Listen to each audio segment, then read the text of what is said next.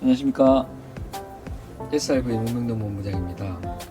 오늘 영상을 찍게 된 이유는 일산에서 하는 박람회가 있어서 박람회를 가면은 상당히 분주하고 이렇기 때문에 또 많은 분들이 왔다 가시고 저희가 좀 설명을 못 드린 부분, 캐치를 못하는 부분, 또 저희 차만 있는 게 아니고 다른 많은 차들이 있기 때문에 그런 걸 조금 더 디테일하게 설명드리고자 이렇게 영상을 켰습니다.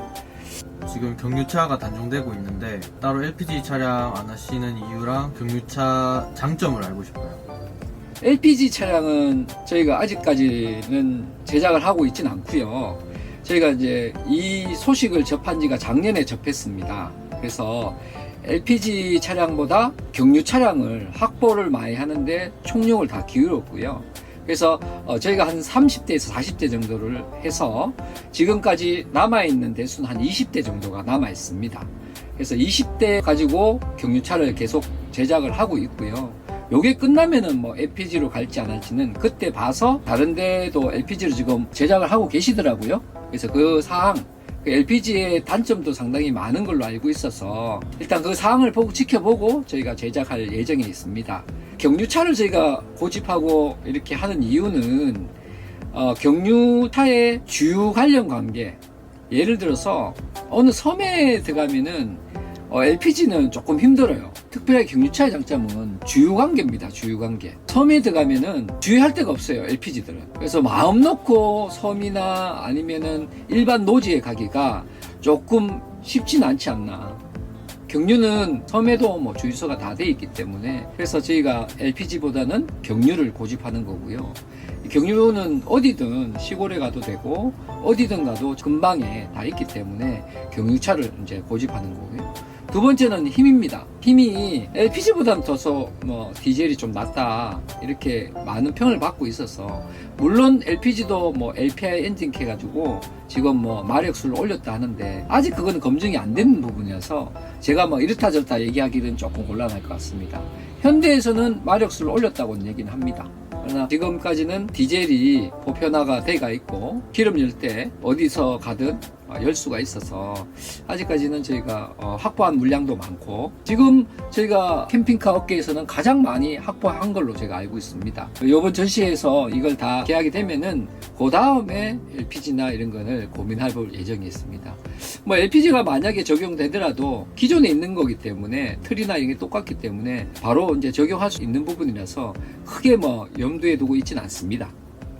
SRV 청수통에 특별한 비밀이 있다던데. SRV 청수통 비밀 하기보다 청수통이 어디에 달려있는가 가장 중요합니다.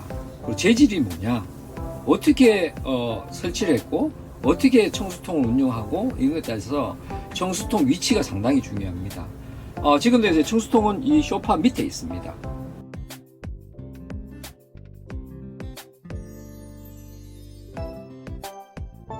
그래서 이 위치가 왜 중요하느냐, 이 물통이 1리터에 1kg입니다. 저희 청수통은 200리터입니다. 그러면 킬로그램 전환하면 200kg이 됩니다. 이 200kg이 저 뒤에 있거나 오른쪽에 있거나 왼쪽에 있거나 이러면은 물 넣고 안 넣고에 대해서 수평이나 롤링이 조금 더할 수가 있습니다. 그래서 저희는 요 무게 중심 때문에 앞에 밑에 있습니다. 그래서 위치가 상당히 중요한 부분이고요. 이거는 움직이는 차다 보니 롤링이 없을 수는 없습니다. 그러나 그 무게 중심을 가장 잘 잡혀 있는 데가 앞쪽에 밑쪽입니다. 그래야지 물 넣고 안 넣고에 따라서 똑같습니다. 그리고 물은 가만히 있질 않습니다. 계속 흔들리고 왔다 갔다 이렇게 출렁거리고 이렇기 때문에 중간중간에 격벽을 다 해놨습니다. 그래 중간에 물은 어떻게 되면 흔들리지 않습니까? 그래서 물을 흔들지 말라고 중간중간마다 격벽을 다 해놨습니다. 그래서 스테인리스의 200리터의 물통에 중간중간에 격벽이 돼 있다 이렇게 보시면 됩니다. 뭐 이 스테인리스는 우리가 초창기부터 나올 때부터 그렇게 됐기 때문에 저희가 원래 특장 회사입니다. 큰 차들이 특장 회사이기 때문에 이런 부분을 옛날부터 다 적용했는 부분입니다. 위치 부분, 무게 중심 부분, 뭐 어디에 내놔도 빠지지 않는다. 그런 걸 다 고안해서 개발을 예사님께서 하셨는 겁니다.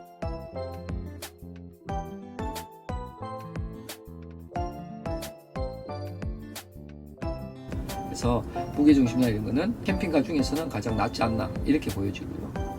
그 다음 우리 요 벽지입니다. 이 벽지는 다 특수벽지입니다. 그리고 눌러보시면은 이렇게 속속 들어갔다 나왔다 들어갔다 나왔다 보온재를 다 넣어놨습니다.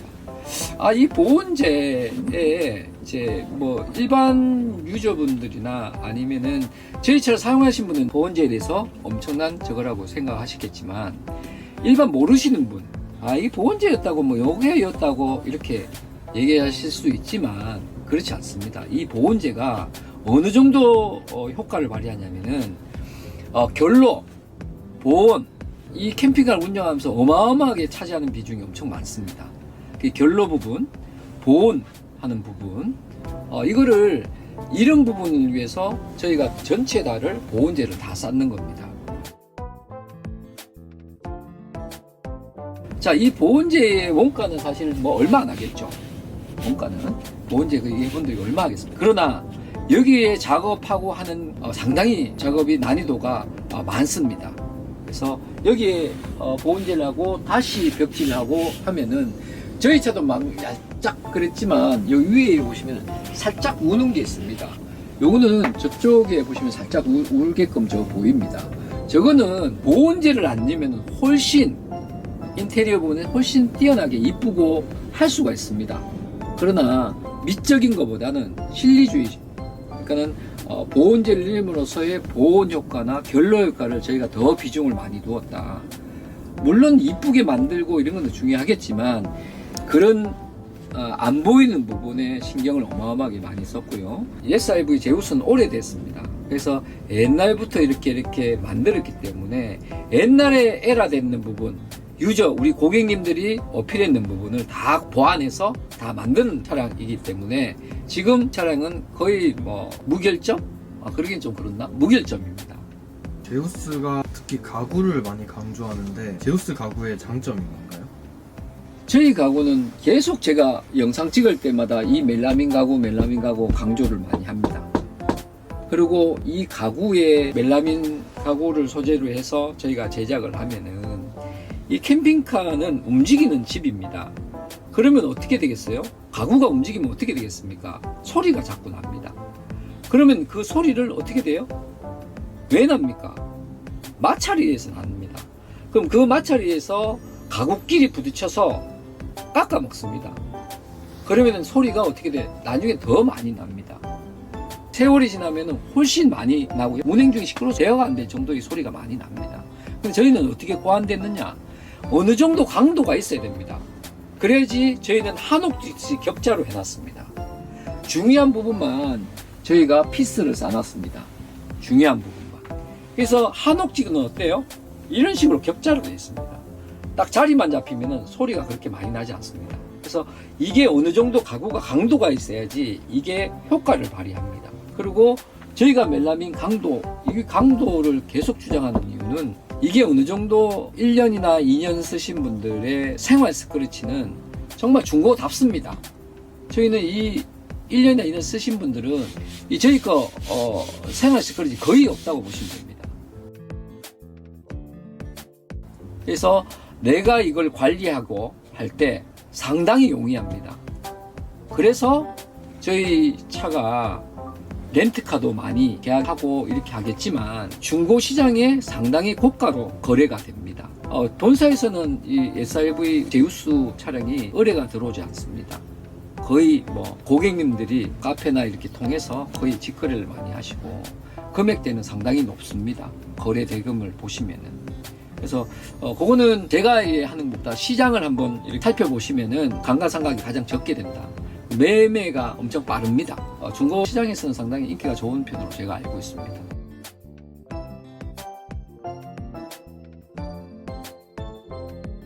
제우스의 난방이 독보적인 이유가 뭔가요? 제우스 난방이 독보적인 거는 저희가 하는 게 아니고 유저분들이 합니다. 우리는 요거는 특허가 되어 있기 때문에 저희가 난방을 돌릴 때 이게 이제 어떻게 보면 기술력이 일일이 설명드리기가 조금 힘든 부분인데 요즘은 똑같은 보일러 D5를 다 씁니다. 근데 난방 효과가 뛰어나는 거는 저희가 이제 어디까지 개발됐느냐, 어떻게 해서 이렇게 뜨겁게 했느냐 보다는 히터를 안 틀어도 내가 잠을 자고 바닥 난방이 올라올 정도를 개발했는 겁니다. 정말 요즘은 이제 겨울철이 막 빠지지만 며칠 전에도 눈이 오고 이랬지만 스키장에 가면 저희 차가 상당히 많습니다. 근데 스키장에서 뭐 저희 차 말고 다른 뭐 캠핑카도 많겠지만 저희 차에 한파가 왔을 때는 그 한파를 기준으로 해서 저희가 개발하고 테스트를 다 거쳤는 겁니다. 그 한파 왔을 때는 새벽에 정말 춥습니다. 근데 그걸 견딜 수 있다? 거기에 맞춰서 저희가 세팅을 해놨다.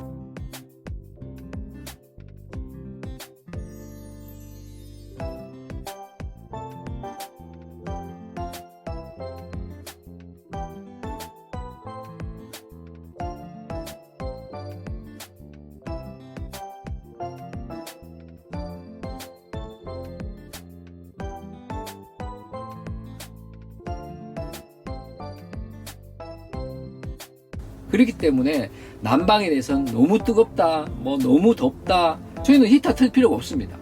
히터는 결로 때문에 트는 거지 난방이 추워서 히터 틀지는 않습니다. 저희는. 다른 데는 제가 뭐 이렇다 저렇다 얘기하긴 그렇겠지만 자꾸 히터를 얘기하는 거는 바닥 난방이 안 되기 때문에 히터 얘기를 하는 겁니다. 그래서 고로 히터 단점은 잘 알고 계시지만 엄청 건조합니다. 잠을 자고 나면은 목이나 아니면 피부가 이런 데 다 건조합니다. 목도 따가울 수가 있고요. 고로 히터보다는 바닥 난방이 더 선호하는 것도 많습니다. 그래서 바닥 난방은 저희가 한파의 기준으로 해서 세팅을 해놨기 때문에 겨울에도 상당히 뜨겁습니다. 그래서 추운 겨울에 다 지낼 수가 있습니다.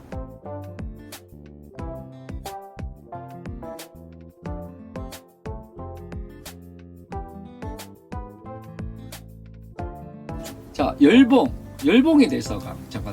열봉은 옵션으로 추가할 수가 있습니다. 저희가 어디까지 개발됐느냐. 물론 열봉은 여기에서 보이진 않습니다. 여기 안에 장치인데 이 장치가 어떤 거냐. 한파가 아까 왔을 때 D5 하는 보일러가 경유 보일러잖아요. 이 경유가 얼어서 슬러시가 나서 보일러가 작동이 안 될 때가 간혹 있습니다. 그때는 영하 23도, 뭐 20도 이상 30도 됐을 때 화물차들이 길가에 서 있는 거하고 똑같은 거라 보시면 됩니다.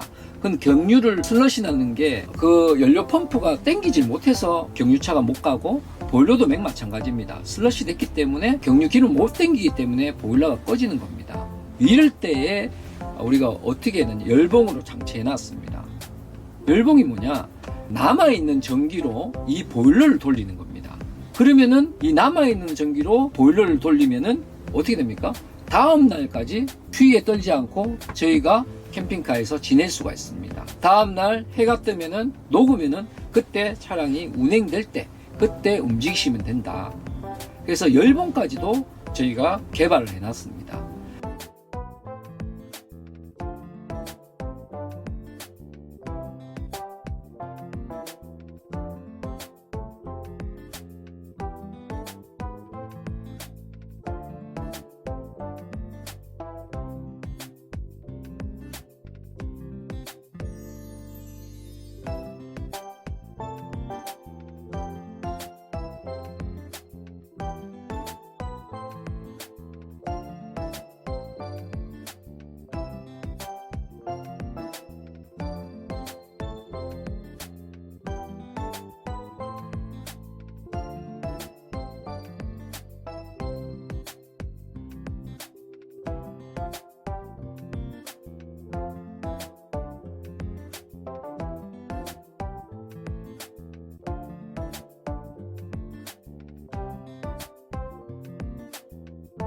캠핑 나가서 전기 장치가 고장나면 곤란할 것 같은데 제우스는 예방책이 있나요? 저희 전기장치는 거의 자가 수리하게끔 되었습니다. 자, 이 뜻은 내가 직접 교환이나 이게 용이하게끔 해놨습니다. 물론 영상이나 한번 보시면 아시겠지만 전류가 이렇게 막 한번 세게 흐르면 퓨즈가 이제 타잖아요. 그리고 그게 화재 예방에도 도움이 된다. 그럼요. 자, 휴즈에 대해서 조금 더 말씀드리자면은 휴즈 전기장치가 잘 되어 있는 거는 10A, 5A, 암페어 그게 색깔들이 여러 개가 많은 게 그 거기에 캠핑카든 전기장치가 전기 배선이나 이런 거 잘 돼 있다고 보시면 됩니다. 왜? 전기는 전류가 흐르는 겁니다. 그게 5A, 10A, 20A, 30A 나눠서 흘러줘야지. 아니면 10A가 흐르는데 30A 꼽아놓고 이러면 안 된다는 얘기죠. 그래서 그 휴즈가 여러 가지 많이 쉽게 뭐 보시려면 전기장치가 잘 돼 있다 하면은 휴즈 종류가 많구나. 그러면은 대충 그 전기장치는 잘 돼가 있다 이렇게 보시면 될 것 같습니다. 지금은 저희가 맨 처음에 단계를 해서 부품을 넣고 에러 나는 분은 체인지하고 또 체인지하고 부품들을 업그레이드를 많이 했다 이렇게 보시면 돼요. 제우스 4년 전이나 지금이나 똑같네? 뭐 5년 전이나 똑같네? 그렇지 않단 말이에요. 보이지 않는 업그레이드, 안에서의 업그레이드. 왜? 오랜만에 아니면 주말에 이렇게 한번 나갔는데 에러가 뜨면은 캠핑하다가도 너무 실망도 크고 좀 그렇습니다. 근데 그런 부분까지도 저희가 다 생각을 하고 그런 부품, 잘 고장나는 부품은 업그레이드 했고요. 지금 캠핑카 나오는 SRV는 부품 체인지를 해서 물론 AS 들어온 것도 물론 좋은 부품을 다 체인지해 주지만 여기에 휴즈는 우리 예비 휴즈도 다 여놨습니다. 섬세하게끔 비닐 봉지에 딱 싸서 메단피와 메단피 똑같은 색깔로 바꿔서 끼우면 되도록 기계실만 열어서 누구나 할 수 있도록 정도로 이렇게 간단하게 해놨습니다. 그래서 나가시다가 고장 났다 하더라도 전화 통화만 되면은 크게 문제될 게 없습니다.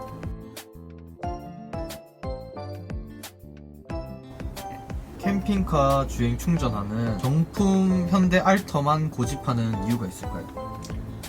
우리는 현대 모비스의 알터를 씁니다. 그게 이제 180A.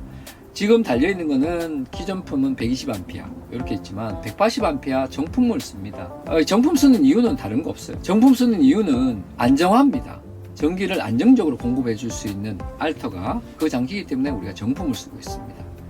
비품은 그거는 저희가 써보지 않았기 때문에 정품은 현대 자체에서 다 검증을 했는 부품이기 때문에 웬간하면 저희가 정품을 다 씁니다. 그래서 저희는 정품을 좀 고집한다 이렇게 보시면 될 것 같습니다.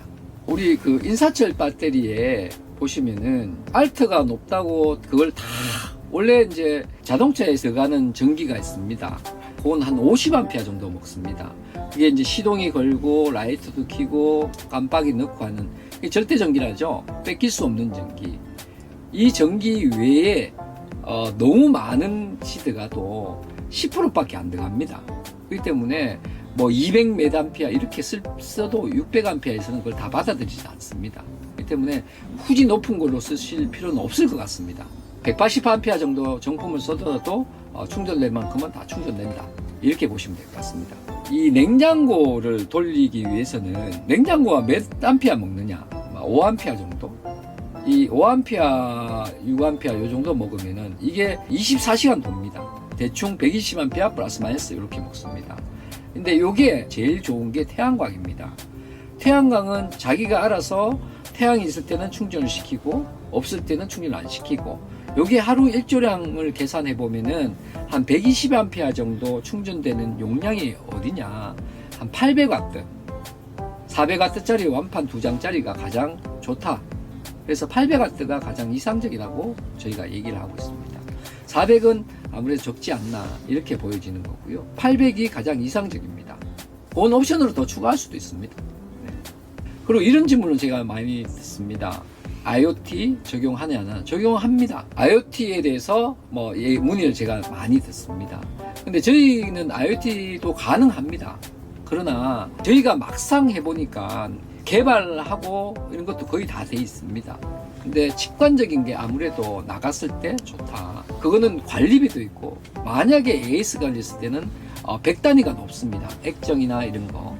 그래서 거기보다는 직관적인 거, 또 내가 여기에서 집이라 생각하고 정말 여기에서 산다, 그런 분은 좀 얘기가 좀 다를 것 같습니다. 그러나 2박 3박이나 장박해도 10박 이렇게 나가시는 분들은 굳이 그렇게 안 하셔도 되지 않느냐. 또 제일 나가는 건 AS가 없는 차가 캠핑카에는 가장 낫지 않나, 저희가 이렇게 보여지고요. 그 다음에 여기에 가구나 조립도 디테일한 거 하나하나 꼼꼼히 따져보십시오. 문을 열어보시고, 아, 얘는 움직이는 차다. 움직이는 집이다라고 생각하시고 봐주셨으면 좋겠습니다. 그래서 캠핑카에 대한 만큼은 제가 정말 자신하게 이렇게 560, 640, 670까지 내놓을 수 있는 겁니다. 이 영상을 보고 많은 도움이 되었으면 감사하겠습니다. 감사합니다.